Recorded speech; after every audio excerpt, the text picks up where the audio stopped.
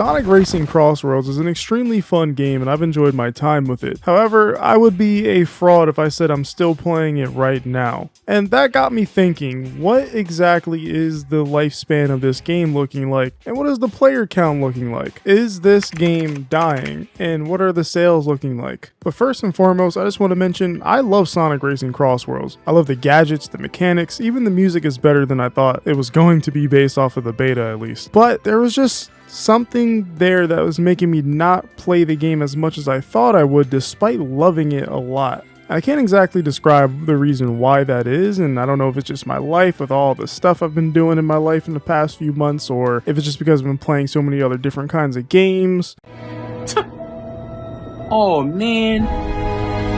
It's just kind of hard to figure out exactly why me personally am not playing it. And I'm not saying this for any malicious intent to slander the game or downplay the game, but I'm saying this did just get me thinking, what is this game looking like? Because it doesn't seem like it's just me though. So looking back at the sales for Sonic Racing Crossworlds, they announced that the game surpassed 1 million copies across all platforms in October 2025, which is very, very good to see. However, the sales for this are growing pretty slowly, and that's crazy despite seeing how much marketing Sonic Racing Crossworlds has had and the hype behind it as the Mario Kart World Killer. By the way, if you're watching this video at the time of release, the game is on sale, by the way, for 30% off during this Black Friday. And I'm not sponsored to say that, but I'm just saying that so you guys pick up the game and play it because it's a great game. So that led me to another question that I had that I've looked into personally, and that's the player count on Steam. And Steam charts and Steam player counts don't reveal everything because this is a cross-platform game that's on Switch 1 and 2, PS5, PS4 even, I believe, and Xbox. But it can be a somewhat indicator of where the players are at during certain times of the game. And something that I discovered that's really interesting is during festivals, the player count drops significantly.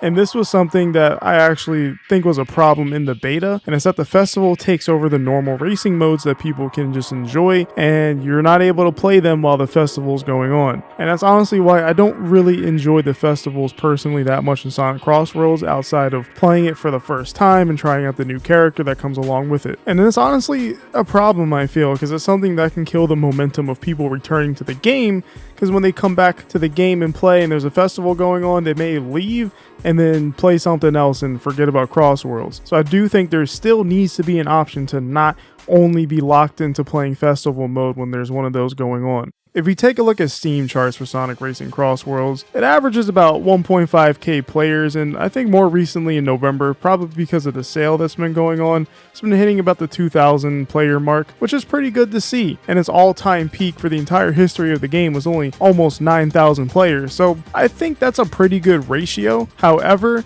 again, it's just odd to me how slowly the sales are growing for Sonic Racing Crossworlds, just despite all the hype behind it. But it is good to see that it has a consistent player base that drops when there's a festival, of course. And that number could be a lot bigger because it's on console once again, and we don't have those console numbers, but I'm sure there's probably a similar amount of players, if not more, on console that can add to that pool of players that you can match with.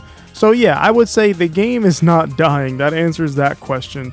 But I guess it turns into a bigger thing of, I think Sonic is actually just bigger by name comparatively to the games that actually sell. It's kind of like Kirby in a way. I think Kirby as a mascot is a lot bigger than his games, meaning the games don't sell as well because that's not the biggest draw to Kirby.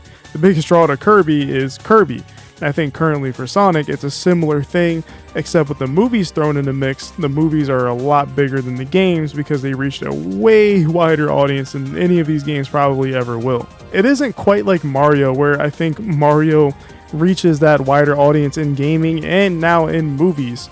And so not having that equilibrium is kind of not a shock, I guess, because, you know, Sonic games have kind of always sold about that 3 to 4 million range ever since the early 2000s. So like, it's not a shock, but you would expect it to jump just so much more because of the Sonic movies. But that doesn't really seem to be the case in terms of individual game by game. I think Sonic Frontiers hit the 4 or 5 million scale, which is really good. But like, if you compare that to Nintendo's lower end franchises like Metroid, right? That I think sold like 3 or 4 mil with Metroid Dread, and that's a franchise that's was kind of low-key considered dead at some points.